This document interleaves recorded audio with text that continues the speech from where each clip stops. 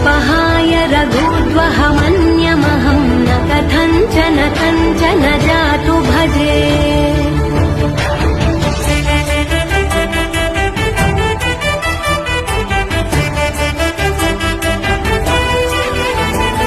विना वेङ्कटेशं ननाथो ननाथः सदा वेङ्कटेशं स्मरामि स्मरामि।